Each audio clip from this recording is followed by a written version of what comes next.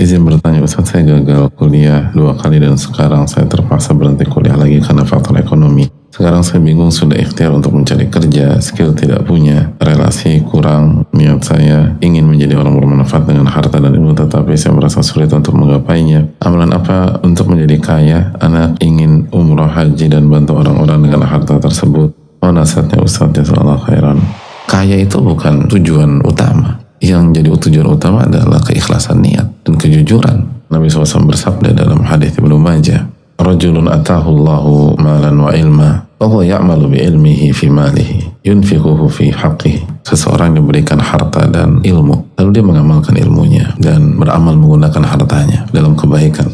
"Rajulun atahu Allahu ilman wa lam yu'tihi malan, fa huwa yaqul law kana li mithla hadha amiltu fihi mithla alladhi ya'mal." Dan seseorang diberikan ilmu dan tidak diberikan harta, dan dia mengatakan, kalau saya punya harta seperti orang yang pertama, saya akan mengerjakan apa yang dia kerjakan.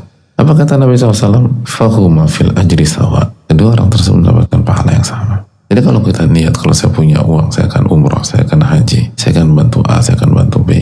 Maka kalau kita berniat dan kita jujur kepada Allah SWT, maka insya Allah kita dapat pahala. Itulah kekuatan dari niat. Makanya para ulama mengatakan niatul amal ablaq minal amal. Niat beramal itu lebih kuat dan lebih powerful daripada amal itu sendiri. Para wali Allah, baik kemiskinan atau kekayaan, tidak menghalangi mereka untuk mendekat kepada Allah. Jadi jangan sampai kita terobsesi harus jadi orang kaya, bukan mendapatkan ridho Allah SWT. Akhirnya kita hancur karena obsesi kita yang ternyata menjadikan dunia sebagai tujuan. Lalu yang kedua, kita harus maksimalkan potensi Allah berikan kepada kita. Karena potensi akan ditanya oleh Allah. Bagaimana kesehatan akan ditanya oleh Allah, harta akan ditanya oleh Allah. Tsumma la tus'aluna yawma idzin 'anil na'im. Dan kalian pasti ditanya atas nikmat yang Allah berikan kepada kalian. Dan yang tafsir dari ayat tersebut adalah seteguk air. Kalau seteguk air akan ditanya, mungkinkah kecerdasan tidak ditanya, waktu tidak ditanya, potensi tidak ditanya. Maksimalkan potensi yang Allah kasih. Yang terpenting bukan harus jadi orang kaya, yang penting kita amanat dalam potensi dan kemampuan yang Allah berikan kepada kita.